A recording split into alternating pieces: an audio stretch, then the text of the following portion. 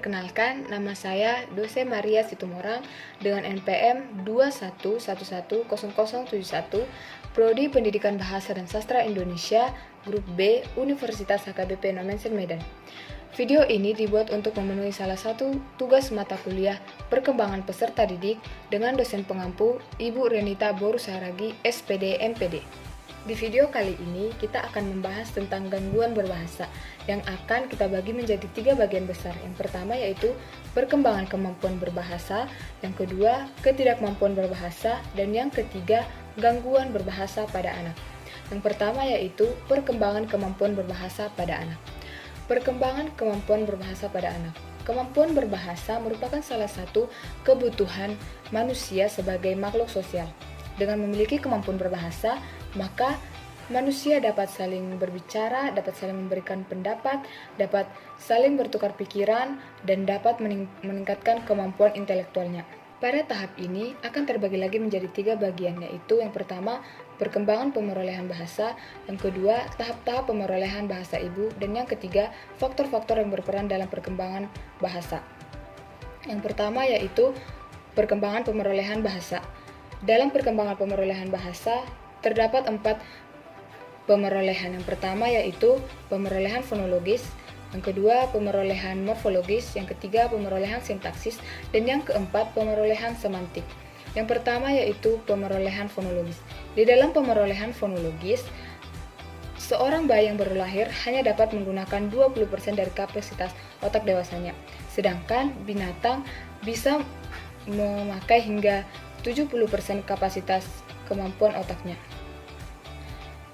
Oleh karena itu, binatang yang baru lahir dapat lebih banyak melakukan banyak hal daripada manusia.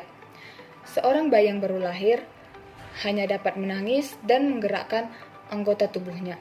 Yang kedua yaitu pemerolehan morfologis.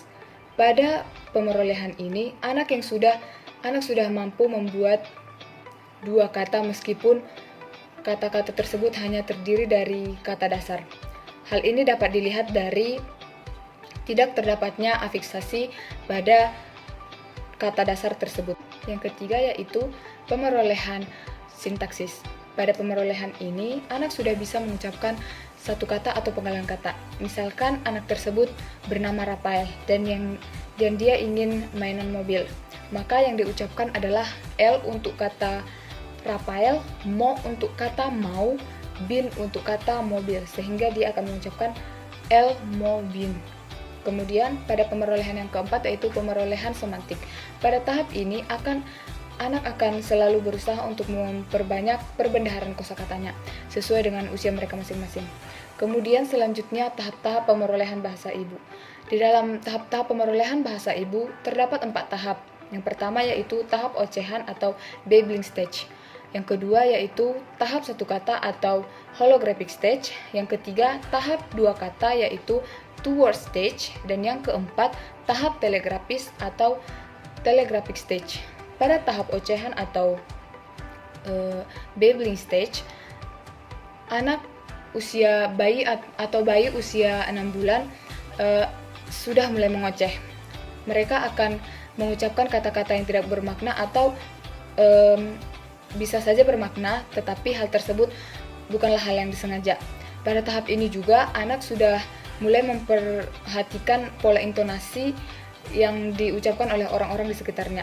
Kemudian tahap 1 kata atau holographic stage. Pada tahap ini, yaitu pada usia 1 tahun, anak sudah mulai mengucapkan satu kata secara berulang-ulang.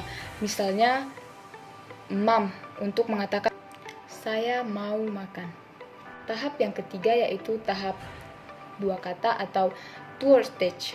Pada tahap ini, anak usia paling lambat 2 tahun sudah mulai bisa mengucapkan 2 kata. Misalnya, anak tersebut ingin minum susu dan dia akan mengucapkan micu. Kemudian tahap yang terakhir yaitu tahap telegrafis. Pada tahap ini, setelah melewati usia 2 tahun, anak tersebut sudah mulai bisa merangkai 3-4 kalimat atau bahkan lebih.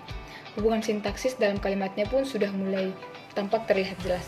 Kemudian, yang selanjutnya kita akan membahas faktor-faktor yang berperan dalam perkembangan bahasa. Sebenarnya ada banyak sekali faktor-faktor yang berperan dalam perkembangan bahasa, tapi di dalam video kali ini kita akan membaginya menjadi 3 faktor. Yang pertama yaitu faktor usia, yang kedua faktor lingkungan, dan yang ketiga faktor perbedaan individu. Selanjutnya kita akan membahas tentang ketidakmampuan berbahasa. Ketidakmampuan berbahasa akan kita bagi lagi menjadi 5 bagian. Yang pertama yaitu berbahasa pada kondisi khusus. Yang kedua, gangguan bahasa secara biologis. Yang ketiga, gangguan bahasa secara kognitif. Yang keempat, gangguan bahasa secara psikogenik. Dan yang kelima, gangguan bahasa secara linguistik. Bahasa pada kondisi khusus. Bahasa merupakan proses pemikiran atau perasaan dari otak secara lisan ataupun tulisan dalam bentuk kalimat ataupun kata. Ada 5 elemen yang harus terpenuhi agar berbahasa dapat berjalan dengan baik.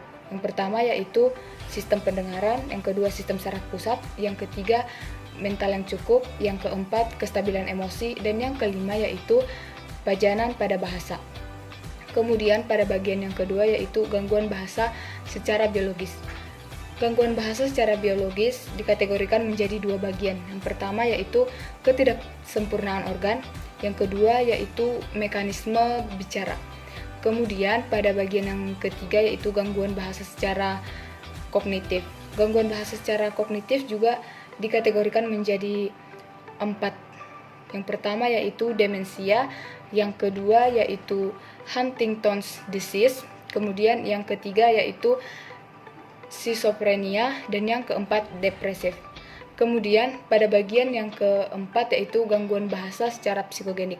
Gangguan bahasa secara psikogenik ada 4.